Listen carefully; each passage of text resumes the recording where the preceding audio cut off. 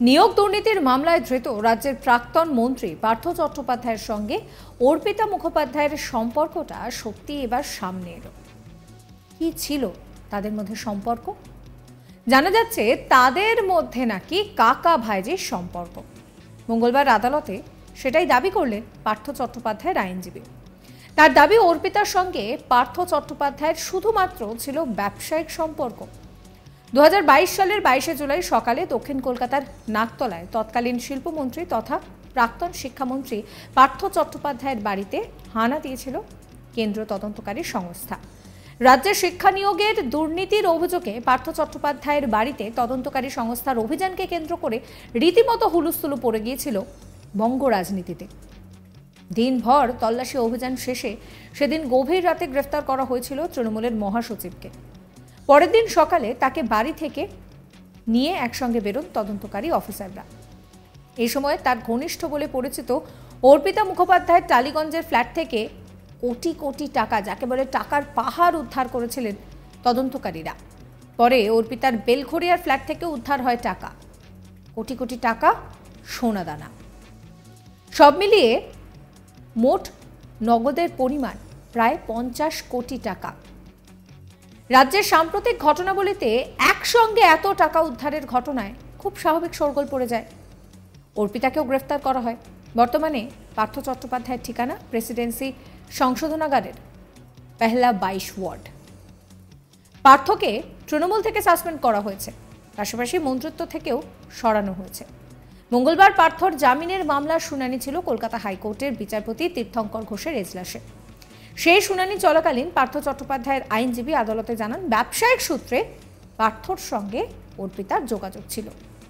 এই প্রসঙ্গে পার্থর আইনজীবী আদালতে জানান, দুজনের মধ্যে নাকি সম্পর্ক হচ্ছে কাকা ভাইজি।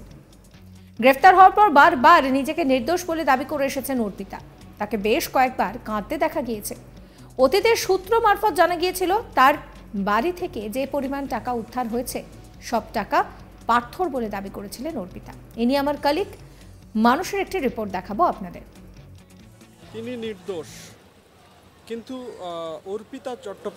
অর্পিতা মুখোপাধ্যায়ের নামের সাথে তাকে জড়িয়ে তাকে দোষী সাব্যস্ত করার বা নিয়োগ দুর্নীতি মামলায় তাকে অভিযুক্ত বানানোর চেষ্টা করছে ইডি বা এনফোর্সমেন্ট ডিরেক্টরেট।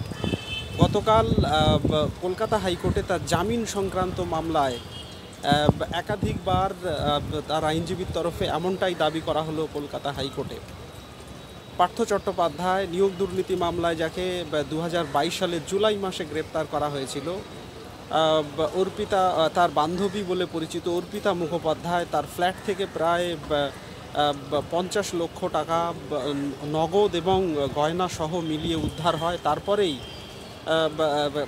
এনফোর্সমেন্ট ডিরেক্টরেট বা ইডি তাকে গ্রেপ্তার করে এবং ইডির দাবি ছিল যে নিয়োগ দুর্নীতি মামলার টাকা সরাসরি পার্থ চট্টোপাধ্যায় তার বান্ধবী অর্পিতা মুখোপাধ্যায়ের ফ্ল্যাটে রেখেছিলেন এইভাবেই।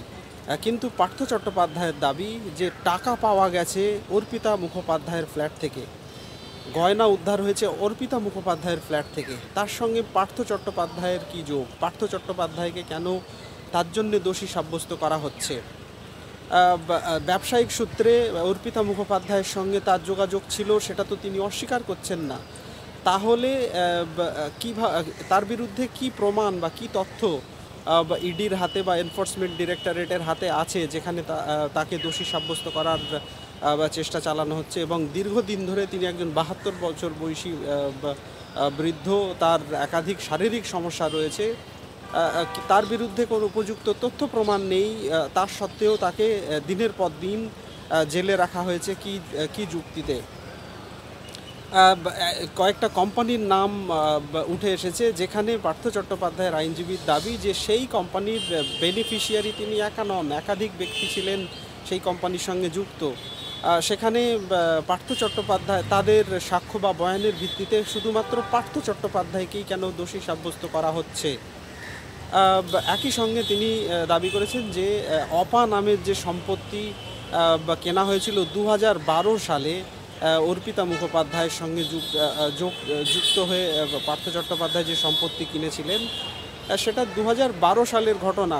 তার সঙ্গে নিয়োগ দুর্নীতি মামলার টাকার কিভাবে যোগসাজশ তা প্রমাণিত নয়। একই সঙ্গে ইডি যে ডায়েরি উদ্ধার করেছে সেই ডায়েরিতে দাবি যে অর্পিতা মুখোপাধ্যায়ের সঙ্গে পার্থ চট্টোপাধ্যায়ের যোগসাজশ সেখানে রয়েছে, সেটা ইডি তার প্রমাণ পেয়েছে। একই সঙ্গে পার্থ চট্টোপাধ্যায়ের অর্পিতা মুখোপাধ্যায়ের 41টি এলআইসির জীবন বিমার যে পলিসি, সেই পলিসিতে নমিনি পার্থ চট্টোপাধ্যায়, সেগুলো ব্যবসায়িক কারণে করা হয়েছিল বলে পার্থ চট্টোপাধ্যায়ের আইনজীবীর দাবি।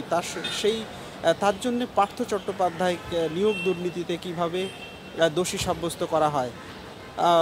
একাধিকবার এই যুক্তি পার্থ চট্টোপাধ্যায়ের আইনজীবী দাবি করেছেন। তখন বিচারপতি তীর্থঙ্কর ঘোষ জানতে চান যে পার্থ চট্টোপাধ্যায়ের সঙ্গে অর্পিতা মুখোপাধ্যায়ের কী সম্পর্ক। পার্থ চট্টোপাধ্যায়ের আইনজীবী জানান কাকা ভাইজির সম্পর্ক। পার্থ চট্টোপাধ্যায় অর্পিতা মুখোপাধ্যায়ের কাকার মতো এবং তাদের একাধিক ব্যবসায়িক যোগাযোগ ছিল, সেটা কোনোভাবেই অস্বীকার করছেন না তিনি। কিন্তু নিয়োগ দুর্নীতিতে যে টাকা নিয়োগ দুর্নীতির টাকা বলে উদ্ধার করেছে ইডি, সেটা অর্পিতা মুখোপাধ্যায়ের ফ্ল্যাট থেকে, তার ফ্ল্যাট থেকে গয়না উদ্ধার হয়েছে। সেখানে পার্থ চট্টোপাধ্যায় কিভাবে যুক্ত, পার্থ চট্টোপাধ্যায়কে কেন তার জন্য দায়ী করা হচ্ছে। এইরকমভাবেই একাধিক বিষয়, একাধিক ব্যক্তির সাথে পার্থ চট্টোপাধ্যায়ের যোগাযোগ ছিল, পার্থ চট্টোপাধ্যায়কে চিনতেন একাধিক ব্যক্তি, তাদের সাথে ব্যবসায়িক যোগাযোগ ছিল, অন্যান্য যোগাযোগ ছিল।